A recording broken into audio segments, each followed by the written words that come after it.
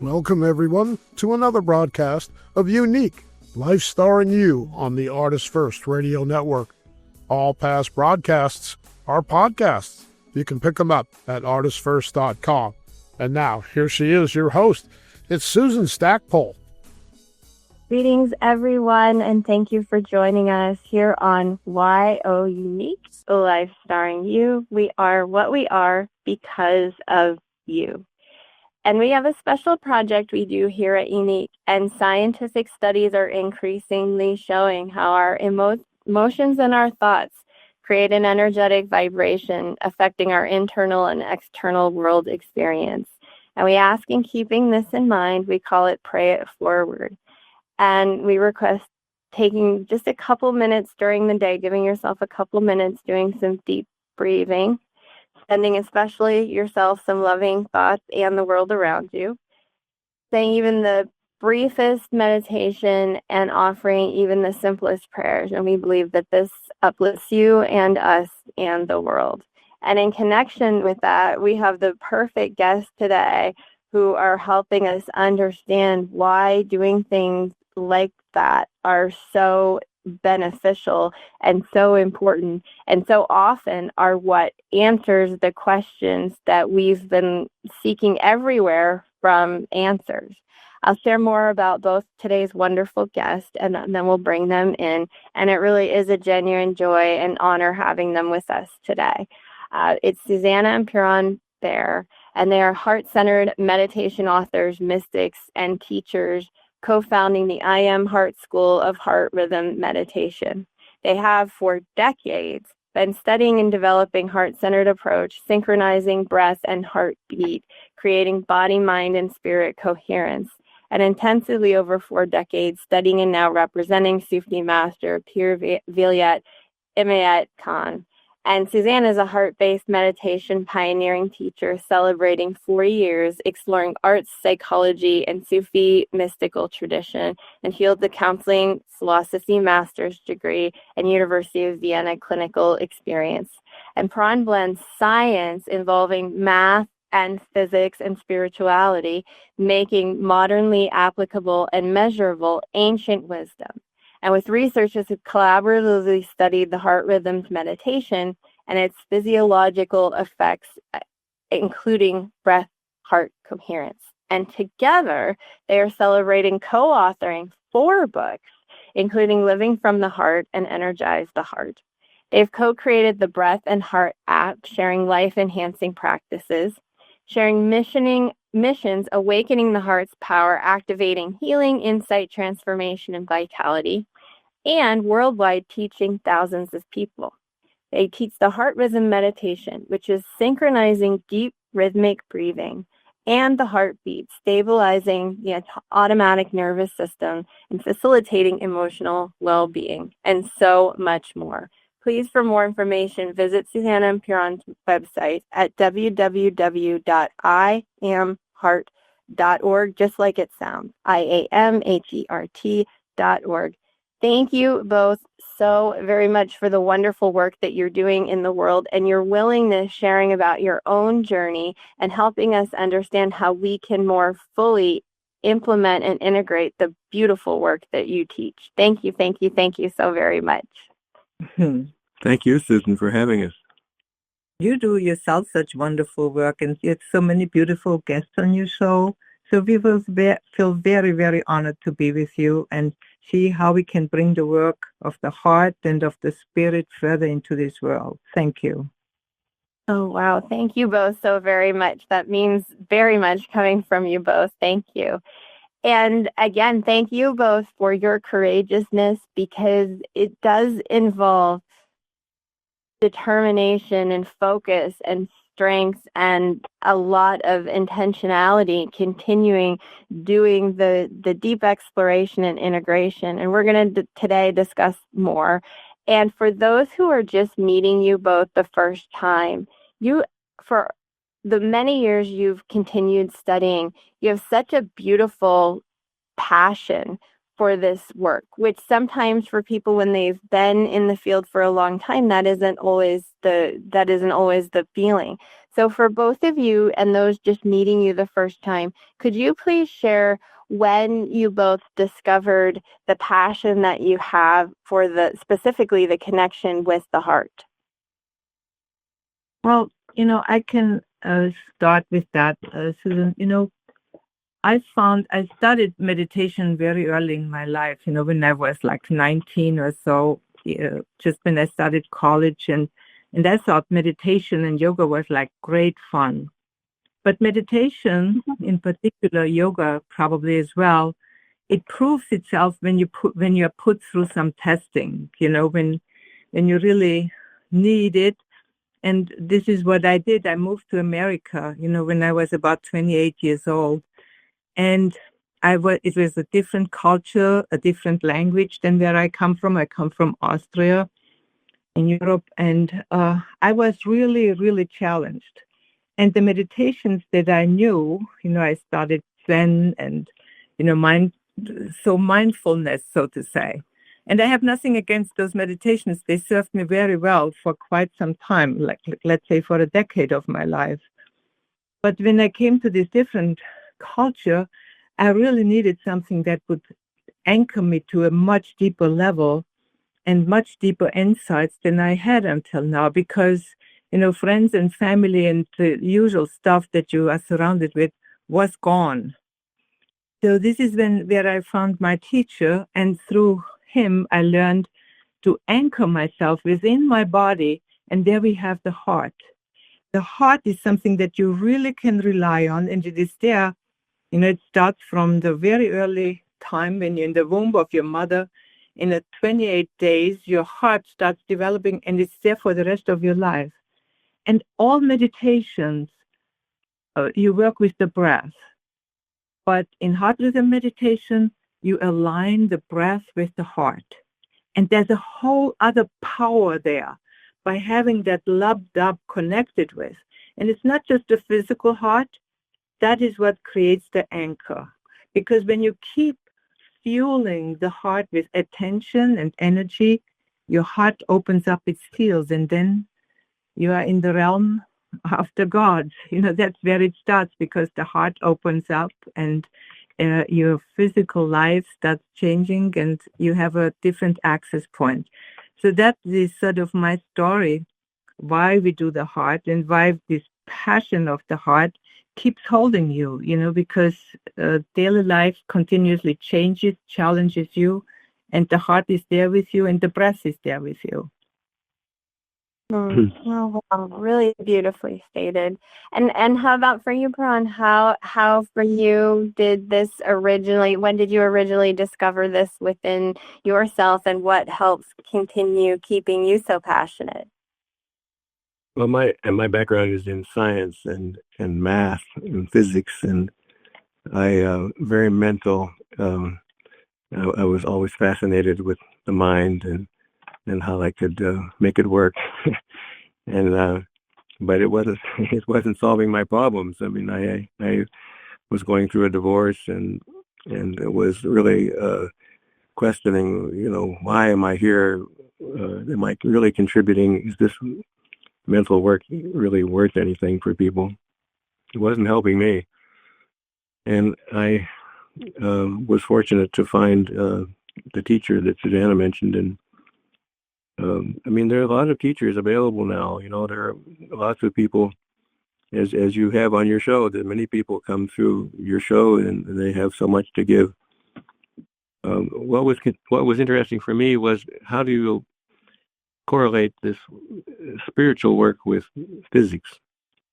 I wanted to see, is it provable? Can you demonstrate this?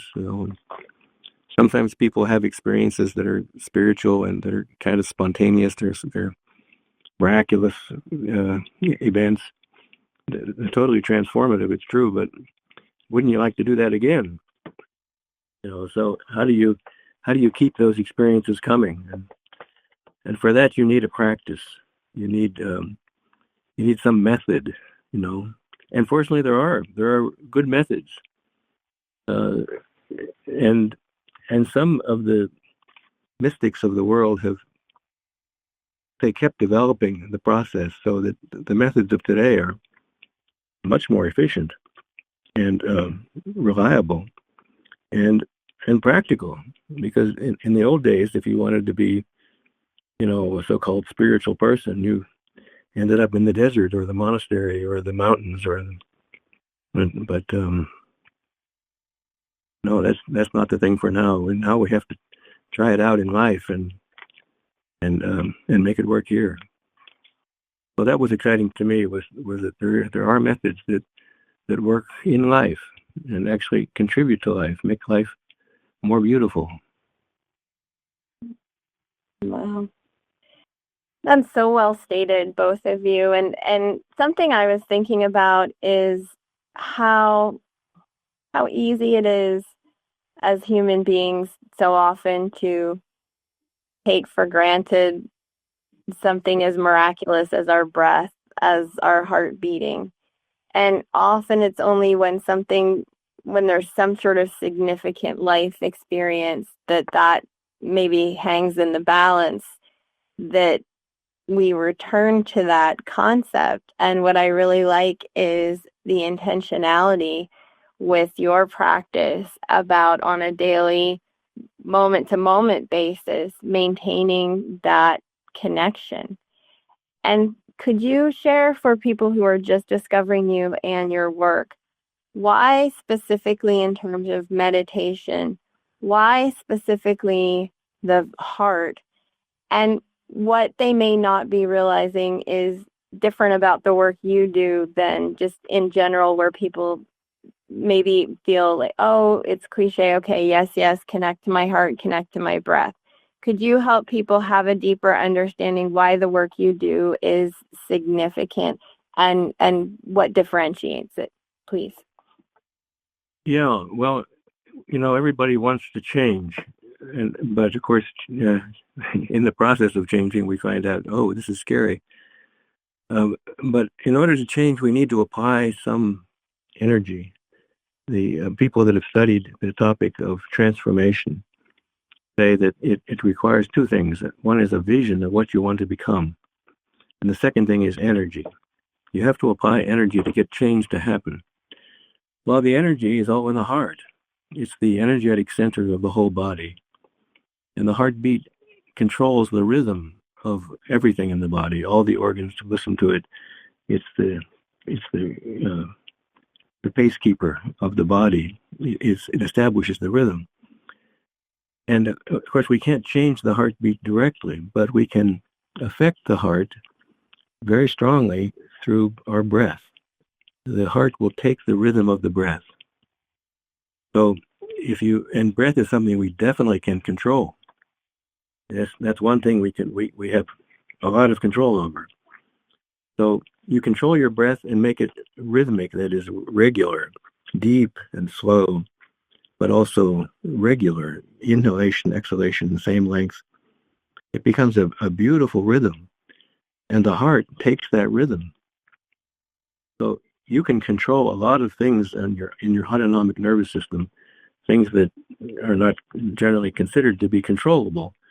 Hormone levels, for instance, energy levels, the functioning of the mind. These are controllable by the heart, and we can control or at least affect the heart by our breath.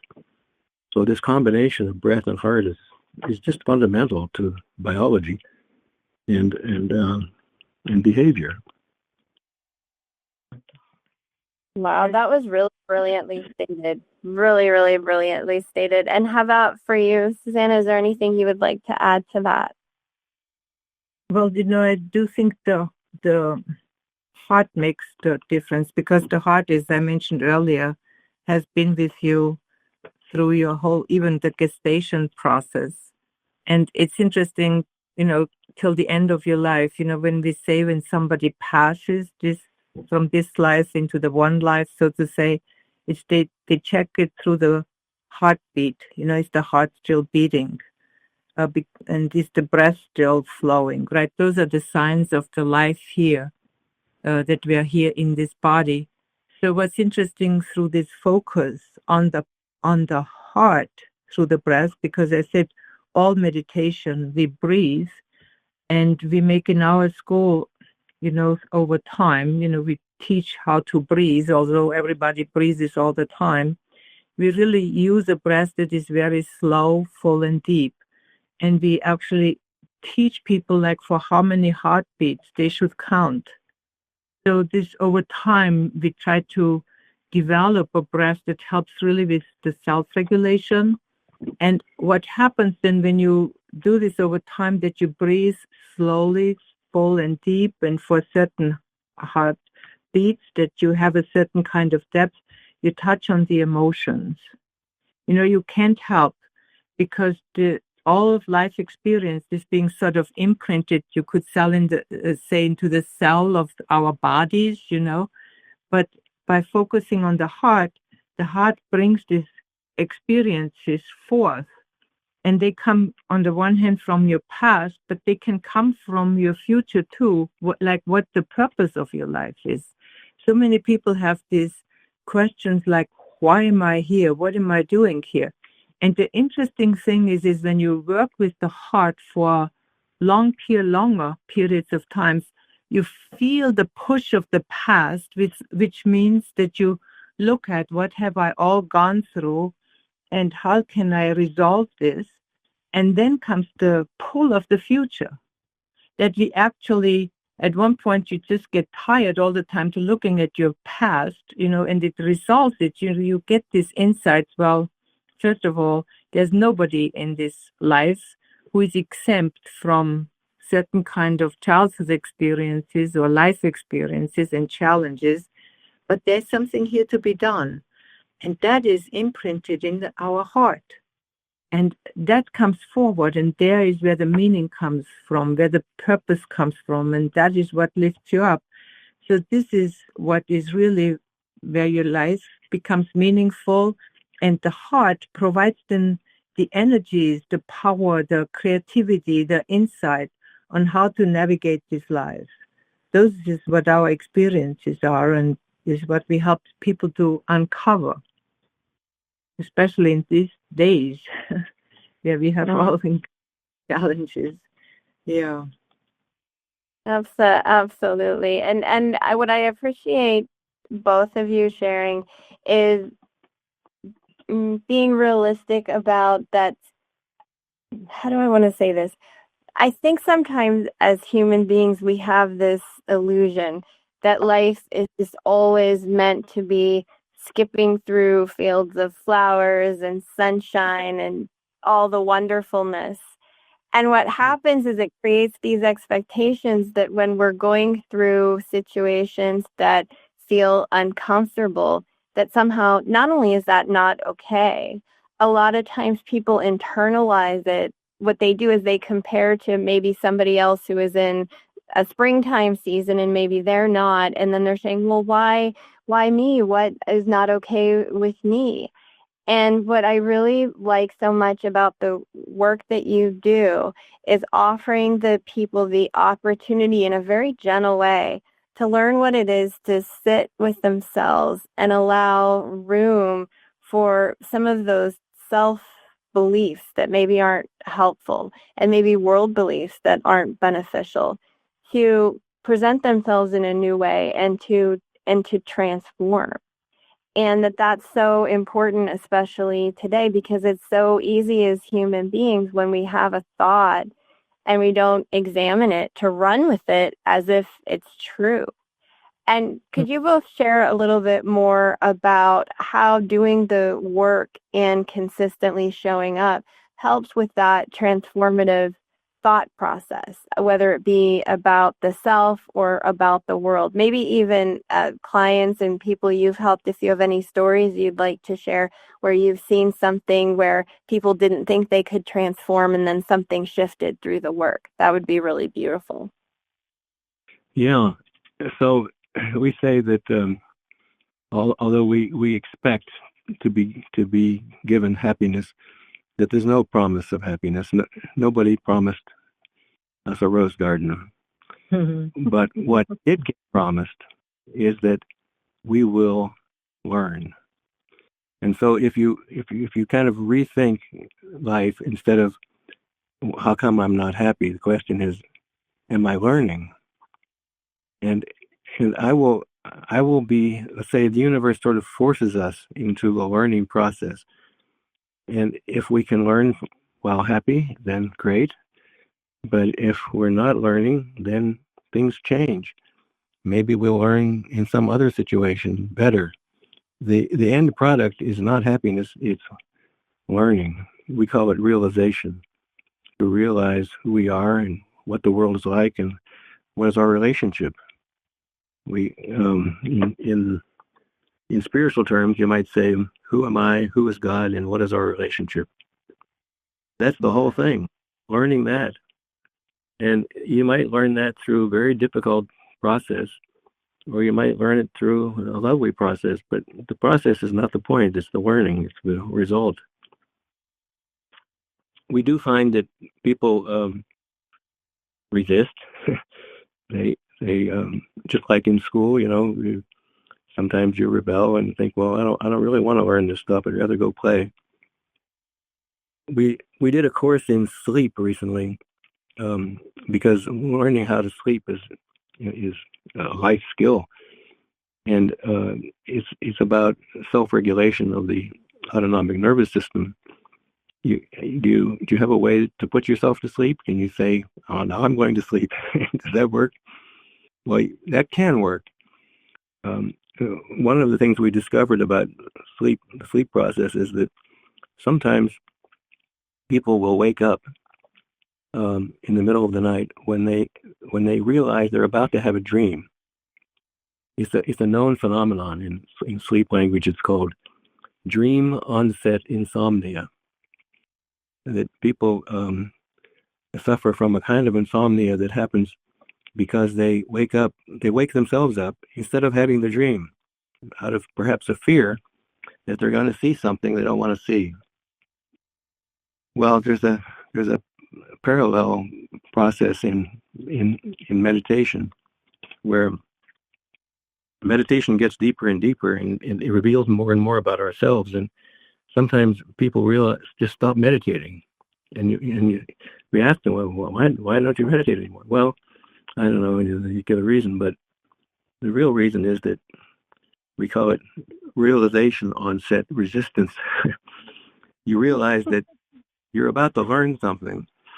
You're about to see something, discover something about yourself that might be shocking. It might really upset your whole worldview, as it happened to you, Susan. And, you asked for it. You prayed for it. And it happened. Well, it often happens without our willingness. We get shocked into it.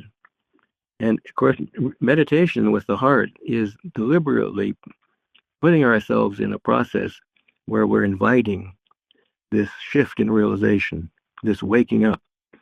We really do want it to happen, and we don't just ask for it, but we're creating a process in which it will happen. It's just like when you put yourself to sleep. You can't do it directly, but you can create a process by which you probably will go to sleep, laying down, for instance, and so on. So it is with meditation on the heart. You're creating a process that will result in a fundamental change, and for the better, where we have a more realistic view of ourselves, a greater view, because we really underestimate ourselves. We don't realize how great we are. Wow, that's so significant what you just said, especially about the idea of not realizing our genuine self-worth. And we're definitely going to explore more about that idea of, as human beings, we say that we desire the result, and the process from here to the result sometimes isn't always the most positive. And when we're in it, we think, what did I get myself into? And so we'll circle back and discuss that more. And Susanna, how about for you in terms of this idea of how the transformation that happens during these processes? Well, I'm in our school, we have a program which is the mentor program, like we have a lot of the trained people in being mentors and hold them through spiritual practices. And I myself am a mentor, and I overlook a lot of those mentors through other supervisors in the school. And so a story that came to my mind when you asked these questions, because I worked with one of these people in the past year and a half quite intensely about it. So let's call this woman like Joel or something like this, Joey. And she found out after having been in our organization for about 20 years that she had step 4 cancer, breast cancer, especially on the right side. And so that was a real surprise to her because she does these spiritual practices, but she found it out through the breast cancer test, and they had overlooked. She was in the beginning really mad at the testing because she goes every year to her testing, and all of a sudden she has step 4 cancer. She was quite in a frenzy in the beginning and really upset. And then she sort of had to, surrender to that. And she said, okay, I really want to live. I have a lot to do here in my work, in my life still. And she went through working with doctors, but at the same time we met every week and doing the breathing practices, and it's really very, very so-called early stuff came up. And the interesting thing about it is this woman did not only work with me, she has somebody else in our school who is too for some time in our school, and he lives in another country. Actually, he lives in Europe, and she meets with him every week as well. And this man has Parkinson's disease. He found this out about 10 years ago. He is in real life was a very, very successful lawyer, and he accumulated Parkinson's disease. And these two people, they exchange work with each other, where they talk about their practices and sort of heal each other. And so Joey, she really progressed very, very well. And after a year and a half, she had a one breast mastectomy, but she's very healthy. The doctors call her. She is through the cancer treatment. She still is on medications. And she is doing incredibly well. And she says it's due to this work. She said she had to do the medical work, but it is through these breathing practices and really finding out. But also working with this friend of hers whom she met through our school, who does Parkinson's, who is dealing with the Parkinson's disease. Now, this young man, if I call him Patrick, he deteriorated quite a bit. Where I talk with him sometimes, you cannot really understand what he says. And so I said, so, Joey, how do you work with him? He's very, very hard to understand. And, he judges. He says, well, I listen to him, and it is very hard to understand. And then I say, Patrick, just tell me in 2 words what you just said. And she said, he can say 2 words, and we connect. And then the most interesting thing is, we have in our school also prayers. And then I say, Patrick, let's say the prayers. She says, he can say the prayers and every word is completely clear.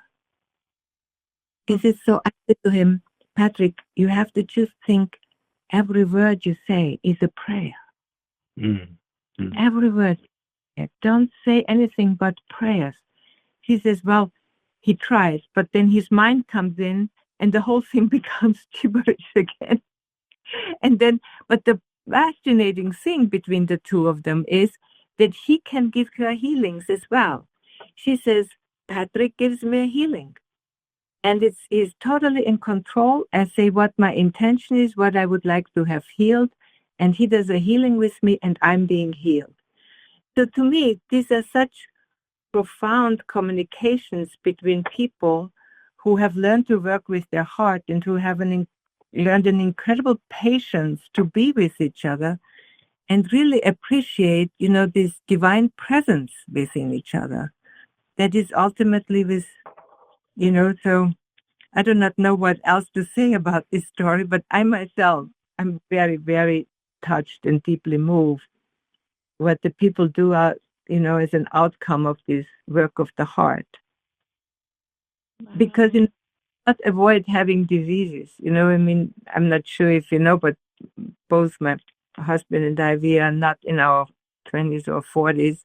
We are in our 70s and 80s, and so we have clients who have been in our organization for 20 plus and 30 years. And when they come to deeper stages, the diseases, you're not exempt from them. But the question is, how do you live with them? How are you still a blessing to the world? And what are you learning from them? Yes, yeah. I'm 51 now. I've had multiple myeloma for 6 years, which means it's a bone cancer. But when I found out about it, I said, well, I'm going to use meditation for this. And so my numbers have not changed for 6 years. It hasn't gotten any worse, and I have no symptoms. So I feel very happy about all that. But I'm sure that it has to do with purpose. So this is another important. The important thing is that you're on no medications and on no treatment. No treatment whatsoever. Wow.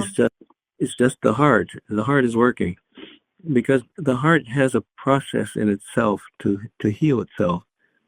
And since the heart is the core of the whole being, when your heart is healthy, the whole being is healthy.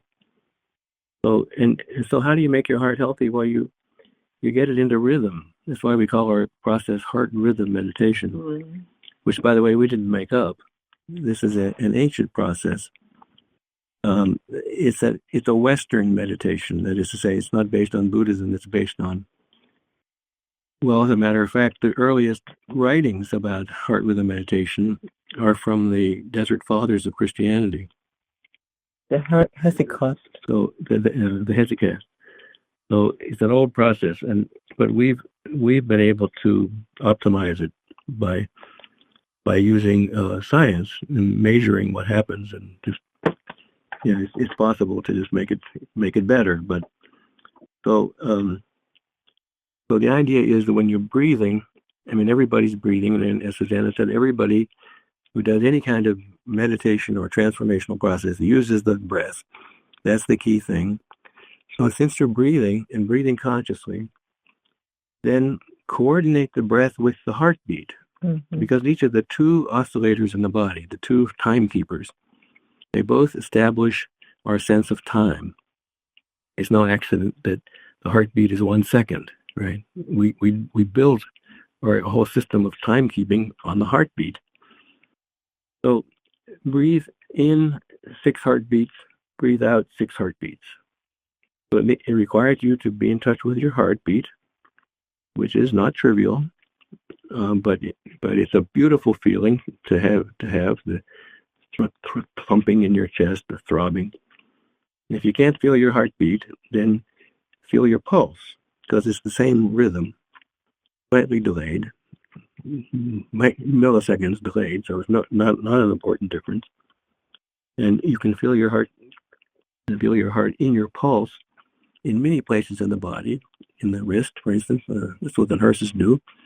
In your neck, anywhere really.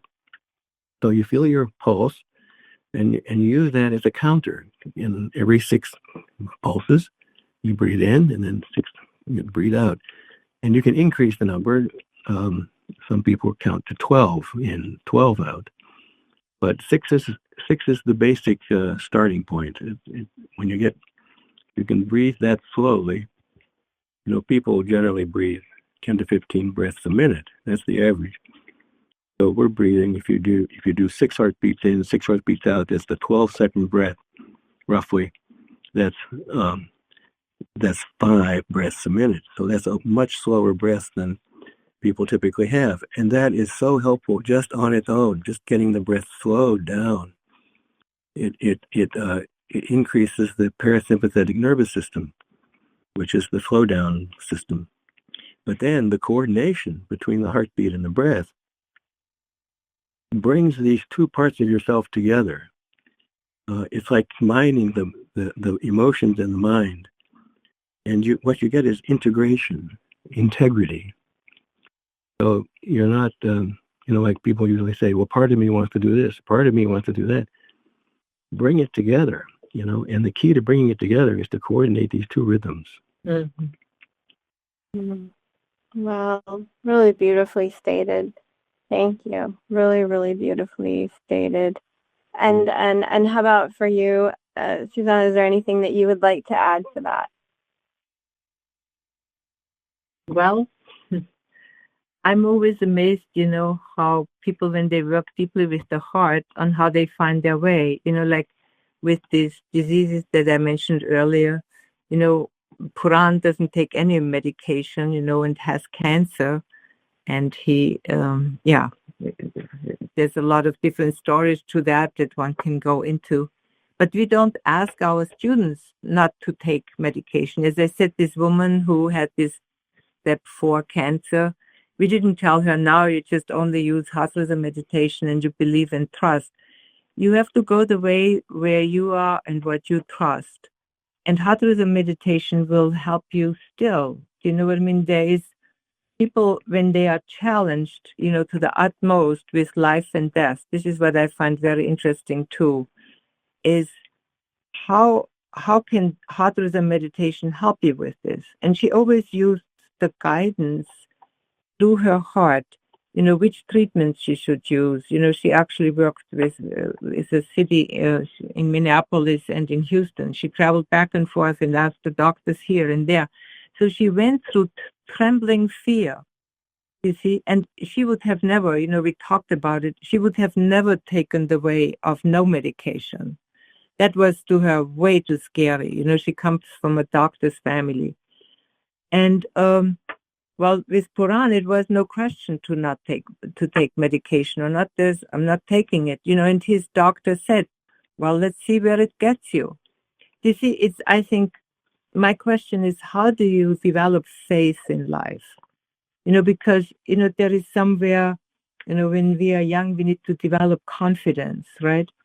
And we are sure, and, this way is the right way. And we use most of the time intuition. But sometimes we come to this place where we have to go through the place where we have the feeling I'm moving into utmost darkness. And who and what is supporting me in that darkness? I think those are the big questions of the heart and of the soul. And can I, so some people hear voices, some people hear lights, and some people have like visceral experiences to this. This is the way forward, and this is what I trust, and this is what I want to do. And I think those things are so utmost important. It is not somebody telling you what to do, because then we always come to this place where we blame, well, you told me, and now here I am, look at that. It is that self, that inner being needs to be developed to this place where we have faith, and then we are ready to go wherever we need to go, inwardly and outwardly. Because if it's our time to leave this place and move into the one life, we need to be ready for that, or otherwise we will hang around. I have a mother that is 101 years old, and she's not leaving, and she's very healthy. I mean, she does like 101-year-old, but it's wow. Very fascinating to experience all these forms of the inner challenge. I call it the inner voice, the inner challenge, and the inner guidance that we follow here through the heart. And by the way, what we mean by faith is self-confidence. Yeah. Real self-confidence. Not in your opinion. Not in what somebody told you, but in what you absolutely know yourself. And our word for this inner knowledge, where you absolutely know something, and everybody has that. What is it? What it is? It changes. It develops over time. We call that realization. To realize who I am. Mm-hmm. And we say there's 9 steps of realization. And everybody's on that step, on that path somewhere. So what we teach is the progress through these 9 steps. Well, Wow. Please continue. Please continue. Mhm. Well, I was mentioning about purpose. I think it's very important to understand purpose. Like Susanna said earlier, something really important. I think she said, there's the push of the past and there's also the pull of the future. So it's like, why do we do what we do? And a lot of it is because of our history. We've learned certain things by how to survive, how to get along, how to adapt. That's all of the past. But you can't really account for all the things that happen by looking at what is the past. There's something else, a mysterious force that pulls you towards the one you're supposed to be. And the real purpose of your life. And it's hidden from us. We don't see it right away. Even though I think it's imprinted in us as we're created, it gets covered. And we can uncover it. And Heart Rhythm Meditation is the best process I know for uncovering the purpose which is hidden and stamped in your heart. You uncover it in layers, just like peeling an onion. You see a part of it, and you go for that and develop that. And that leads you to a further understanding of what you could be and what you could contribute and what you can know. So this sense of purpose, I think, is what keeps people alive. It's what keeps people excited, and it makes life so meaningful. It's not uncovered at once because I think it would be too scary for people. Yeah. It would be like, really? If you told people what they're here for, they would run and hide. If they uncover it slowly, they. So we really run. At times we run from our purpose until then. There's always these processes, in these 9 steps. They don't go straight forward. They actually go up and down. We say always the uneven steps, the 1, 3, 5, 7, 9, those are the uneven steps from the past. Those are the steps of celebrations. While 2, 4, 6, 8, those are the steps of surrender. Like the first one, the 2, it's awareness surrender in the sense of that one is tested, right? So 1 is, where you sort of make a commitment to life, right? When we are born into this life, somewhere we make a commitment, I want to be here. And then at some point in one's life, I think some of us have experienced this stronger than others. It's like, really? Do I want to still be here? This is so awful here. Why am I here? But that testing and that commitment, we go often through a lot. We go through this in relationship. We commit ourselves to a relationship, and some of us get divorced. So then that commitment has been tested, and I'm stepping out of this relationship. But I start a new one. This process of commitment and testing is big, even when we buy a car or a house, it's like how committed I am to that. Some of us lose the house that we bought, or some of us acquire even a bigger house. So there's a learning process in there, just in these first 2 steps, commitment and testing. And we can test, like I always like to say in America, because I don't think it's all over the world, you can buy something and you have a return time. You can say, thank you very much, I'm not having this, I want my money back. And that is an incredible thought that I can test to that extent. It means we have free will. Even God gives us this. Well, you can kill yourself, but think about it very deeply before you really do it. I say this sometimes to people because we have those people too who want to not be here. I say, well, think about it. What's going to happen afterwards? And that's sometimes fear keeps you back. Fear brings you into it, and fear keeps you from it. And that's just 1, 2. And so I could tell you about each one of these steps, because the steps of surrender, because you have to, from 1 to 2, you have to surrender in order to get to step 3. You have to say, yes, I actually want to have this, and I will take care of it, and and that's what changes you. That's what makes you grow. So it's a very, very fascinating thing. And I just talked 1, 2, 3, but this goes on, and people take sometimes years to go through these steps. And we think the 1, 2, 3 people do easily in life. That those are not the most difficult steps, except if people go through severe trauma. Then they feel this very, very strongly.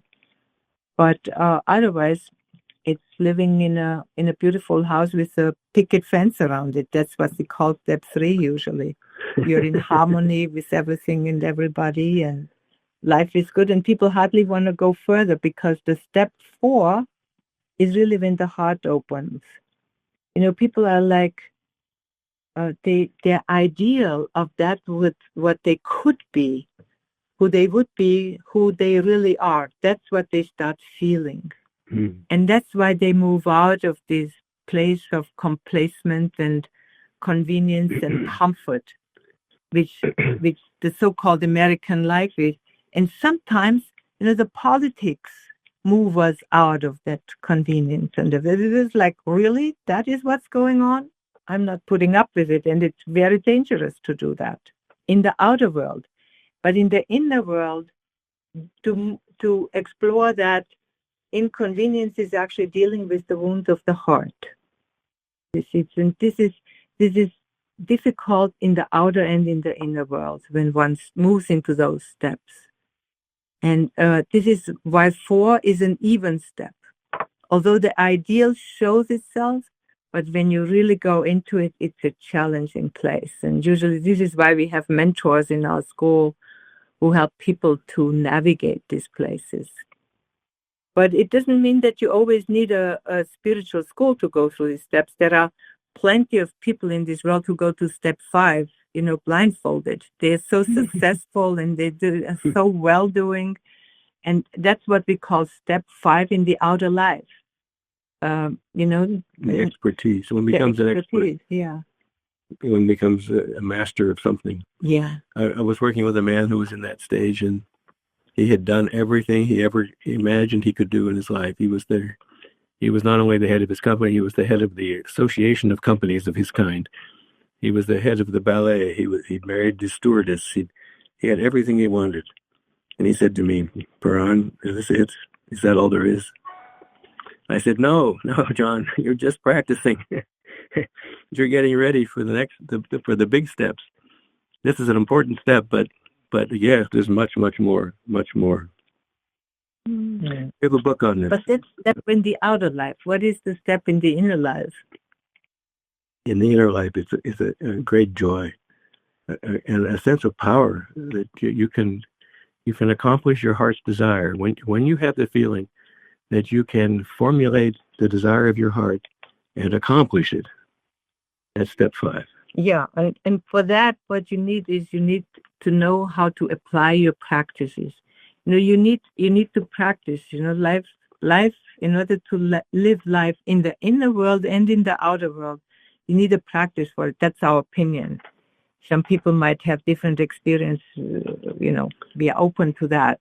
Practices like physical exercises for physical body. Yeah. But what do you do for your emotional body and your spiritual body? If you want to get gold medals in the Olympics, you need to practice a lot, whatever you want to get a gold medal in. But if you want to make a forward movement, for example, in relationships, if you want to stay with the man that you married for, I don't know, till you get to your golden anniversary, you need a lot of practices to be able to get there. So this is what is the inner world. Not just giving up. Sometimes people stay together because they gave up. Mm. All right. As long as I'm not happy, but I'm not going to leave. That's not what we're talking about. Yeah. So we want continual growth. Happiness, yeah. Very well stated, both of you. Thank you so much. Really, really insightful. I was thinking about this really fascinating idea about, as humans, the desire that we always have to be living in the modern world. And at the same time, that so much of these practices are about getting to who we've been at the core, meaning before there was civilized society. And I think about the things that nature teaches us and that animals teach us, and exactly what you're saying about this idea of having, there's a specific rhythm and a specific way of flowing. And there's something really beautiful about that, of really where as human beings, we can make a conscious choice about how we're living our lives. We may not be able to control the external. However, in learning to control the internal, then that in and of itself creates a new experience. And there's something really beautiful and amazing about that. And as you were sharing, I was thinking about how we live in this time where I feel sometimes people are almost attempting to out problem each other. Oh, well, you have this going on. Oh, well, let me tell you what I have going on over here. Of course. And right, instead of focusing on exactly the work that you're saying about, okay, life may not always be ideal, and in any moment we have a choice and can choose a more empowering and more positive focus. And what are your thoughts around, we live in this time where there's more information available than ever about the work that you're doing and the significance and how that can help us transform. And yet people are saying, oh, I'm doing the work and I'm not having results, when in reality, a lot of times when people come up against some of the more uneasy moments of self-exploration, then that's when it's easy to turn to distraction. That's when it's easy to, oh, I'm going to go on social media. I'm going to do whatever it is. And what I guess the question I'm asking is for both of you. What helps you in the moments that it's felt uncomfortable discovering some things about yourselves has helped you continue to do the work and be able to transform those thoughts? I think being in a community is so helpful. That nobody's working alone. Actually, it's impossible to work alone because there are always people helping us, whether we see them or not, unseen or seen. But having a community of living people is very, very helpful, because we all have the same problems, and they just show up a little differently, but they're based on the same things, and they have to do with these steps of realization, the steps we take in the path of life. The path is something which has been known for. I mean, the Buddhists talk about it. The same steps, actually. If you look up in Wikipedia on the 10 bulls, BULL, 10 bulls, you see there's a description of the path in Buddhist terms. But, in modern psychology terms, there's the book called The Seasons of Man's Life, which also talks about the steps. It just doesn't go as far, because it doesn't include the spiritual steps. But it's the steps of adult development. And adult development is something which has been mapped out pretty carefully by people that have gone far through it. In comparison to child development, the steps of child development have been very well mapped out. And just as an example, a child always will walk before they talk, and so on. There are many, many steps in child development. What about adult development? What are the steps that an adult goes through? And this is important to understand, because we're all going through these steps, and they're the same steps. They just show up differently, but they're the same steps. Different cultures, different times, it's the same process. Adults develop a certain way, and so it's very reassuring, I think, to understand that and when you're in a community, you can see it happening in other people in the community. You can see, well, there's somebody that just learned about the power of surrender, the power of the blessing, of being willing and being accepting. Or somebody else just discovered the power of their heart. Look at that now they can do things they never thought they could do before, because They're not using their mind anymore. They're using the power of their heart, and that gives them a whole new opportunity and a whole new. It opens up a new section of the path. Is what happens. Well, I have to say, I agree with what Puran says a lot. It's really, by being in a community and working with the people who share the work that we do, that we teach, and they do it too. In our school we have teachers, mentors, retreat guides, and they learn the method and they do it, so to say, in their community with other people, with friends and family, but too professionally as well. But what for me at the core is of this community is my relationship with my husband. I do think being a leader in today's world is very, very challenging. And, when you are a leader, you have a position too of, even if you work with the heart, of isolation. Although as you hear, we are very vulnerable. We share what goes on in our lives, not sure if you listen, but Puran says, I have cancer. I have my health challenges and problems. They're not cancer, but, I like to forget what I have. I have to tell you after we think, what is it called? Macular degeneration or whatever. So I can go through, you have certain kind of challenges at age. But what holds me is the relationship and the ability to see each other, the divinity in each other. I remember my marriage vows, and I remember what I said to my husband in my marriage vows, that I will always see the light and the beauty that I saw when I first met him. And he holds that up, and that is connecting with the divine through another human being. And we do this with our students, we look to see the divine, to see who they could be if they really would be who they are, but we practice it in our relationship. And that's what creates, I think, they say it often to us, it's what creates for them a role model of relationships at the same time. And I think what all of life is relationships.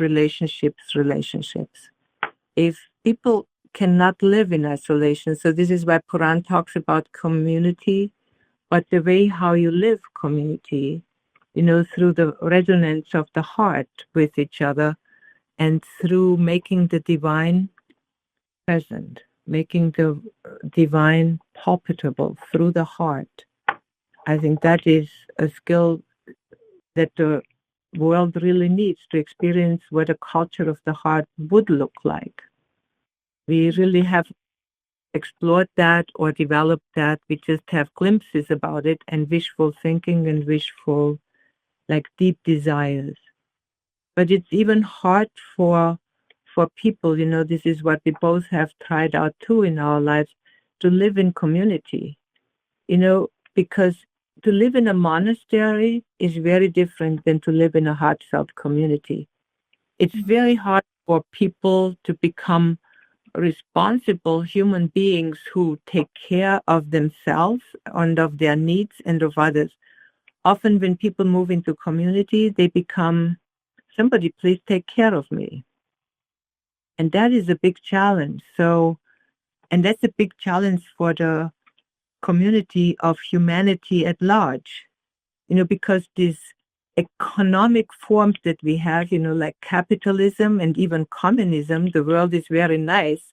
But when you look at the communist countries, they are as capitalistic as the capitalist countries. So where are we going? And how much exploitation do we live and do, exploitation of each other and exploitation of our resources on this life and on this planet. So there are big questions at hand here. And what do we believe in and what holds us in that belief system? Those are the big questions I think that we are facing. And will we experience it in this life, in my time life? I'm not sure. That's wishful thinking, but I work towards it unceasingly. That's what I can say about it. To experience the culture of the heart. Yeah. That's right. Well, really beautifully stated. And what you both shared about community, I feel like more than ever is so important. I've heard so many people on their journeys. It makes me think of even in the recovery community where people share about the even more than having a structure is exactly what you were both sharing is having other people who say, oh, I can relate. There's something about that feel very supportive and very relatable, and that's so important. And as we begin concluding, you both continue creating with your community, with the books that you've written, with the work that you're doing, wonderful opportunities where people have an opportunity, like you said, in community to work steps and to create a system and a container, if you will, for their lives and expanding and transforming. What is the best way they can connect with you both? And is there anything in particular on the website with the work that you're doing that you would suggest they first explore? Yes. First, go to the website. It's the letter IAM, and then the word heart, HEART.org/gift. And there you'll find a series of things that we offer for free, including an app. We have an app for your mobile device where we have hundreds of meditations on there for free, all about the heart. It's all the same method, heart rhythm meditation. And it explains why. Why do heart rhythm meditation? Why this is the next step in human transformation. We also have live teachers available every day at different times of the day. So that's our studio, the Heart Rhythm Meditation Studio. It's an online thing, but it's a live teacher, so you can participate in the meditation and ask questions. And then we have courses as well. We have a series of courses. And some of them are, weekends. Some of them are several weeks long. So we even have a course that's 2 years long. So it's we're serious about going through the process, and we want to offer people help in whatever stage of the process they're in. Well, really, really beautiful. And as we conclude, for both of you, I have so much admiration and respect for the work that you're doing and your passion for continuing exploring and growing within yourselves. And that's especially admirable that you keep going and that you have such a passion for it. Is there anything in particular for you both, maybe recently being an unexpected discovery about yourself, about the world, about the work that you're doing, that you would both be so kind sharing? Well, I'm not sure if I should share this. It makes me laugh because it might sound ridiculous, but here I am. I lived for 45 years now in the U.S., and I still have a green card. And it is this kind of, because, like I have a very interesting background in my family. They're actually refugees, but not to America, from another country to Austria. And I have this kind of sense of home, that this physical home is for me like, I actually don't like to think I'm bound to a place on earth. And I think it has something to do with these geopolitical problems, because we were thrown out of the country of origin because of political changes. They changed the borders and they changed the people. All of a sudden, we were wrong in the place we were, and we were sent home to places where the family left 400 years ago. And so I had this kind of, believe it or not, this kind of thing. I don't want to change my country anymore, and I cannot get dual citizenship. All kinds of people, a friend of ours just came and said, I have dual citizenship. I would have dual citizenship at any time. And I am... They don't offer it. They don't offer. The country that I come from, Austria, does not give anybody dual citizenship. So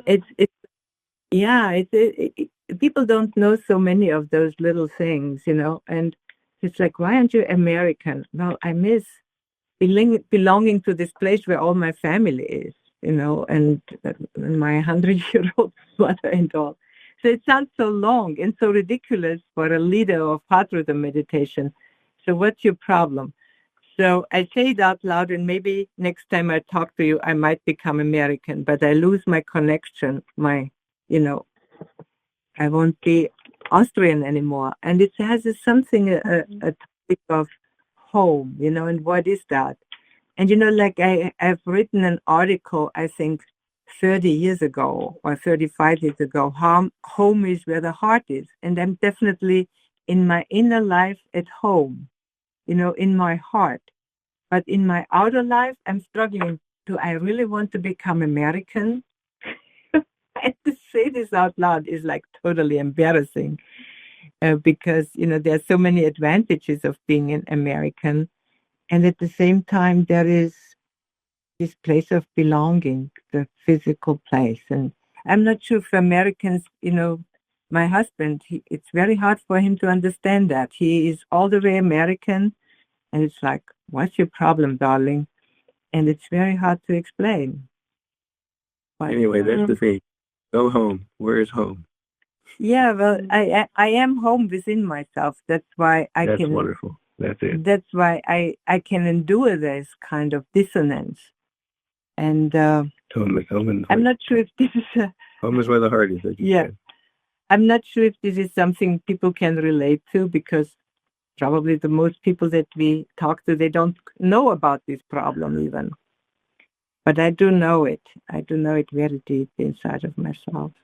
Well, I really appreciate you sharing that, Susanna, because I think we all have some version of that. It may not be the exact situation you have. We have some version of that we're telling ourselves, oh, this seems silly, or why don't I just make a choice, or that sort of thing. And what I really like in that example is that you're not pressuring yourself, that you're taking time, and that you're doing what for you feels appropriate in exploring those feelings and really making a conscious decision, that you're not just being quick to just do something that maybe for you doesn't feel coherent. And I feel like that's an excellent example, and your willingness in sharing something so vulnerable offers us a lot of courage and strength in facing those things within ourselves that maybe we're saying, oh, that's so silly. Why would that even be a consideration? So I really appreciate your courageousness in sharing that with us. And for you, Paran, do you have anything that you would like to add, or anything for you that is a more recent awareness or discovery? I'm discovering again how important a rhythm is. I think people have lost their natural rhythm. Some people don't have a rhythm at all, and it's totally chaotic. Some people have a rhythm which they've adopted, which is rather mechanical. But to have a natural rhythm that's suitable for your inner life, that's a great skill. That's something I really. But how does it relate to you? You're just teaching again. I could teach all kinds. No. This is a problem for me. In which way? To do my practices at the same time every day is my ideal, and I hardly make it. But is this a rhythm or is this a rule? It's a rhythm, because if I do that, that's the stake in the ground. That establishes the rhythm for the rest of the day, and that makes everything work. But that sounds more like a rule than a rhythm. But it's an experience. It works. Okay. It's a self-imposed rule. I think so many of us, I know I can definitely relate with both of what you're sharing, and Paran, what you were sharing about, and maybe we can have a future conversation about this, about when we have goals and things we've set for ourselves that don't naturally present themselves, that it's in motion, that it's in progress. And I really appreciate you both being so honest and open and relatable. That again, what you were both saying about community, I feel like when we give ourselves permission, opening up and sharing, it gives other people permission. And when we're able to have empathy for other people, sometimes things where we couldn't have empathy for ourselves, when we notice it in other people and we have empathy, then all of a sudden we automatically have more empathy for ourselves. That thing that we thought that was silly or where we were being harsh with ourselves, we're having kindness towards someone else, and then we're able to learn to have kindness towards ourselves. So thank you both. So many questions and not enough time, and absolutely a genuine delight and joy and an honor and a treat and a privilege connecting with you both. Thank you, thank you, thank you for the awesome and wonderful work you continue doing in the world and leading by example. Just a genuine treat connecting with you both. Thank you so very much. You've got it, Susan. You have it. Thank you so much for being such a great host. Lovely to meet you. Absolutely mutual. Absolutely mutual. Thank you both so very, very much. And thank you, listeners, for joining us here on Why Oh Unique, Life Starring You. Please remember, be kind, be loved, be true, and most importantly, be you.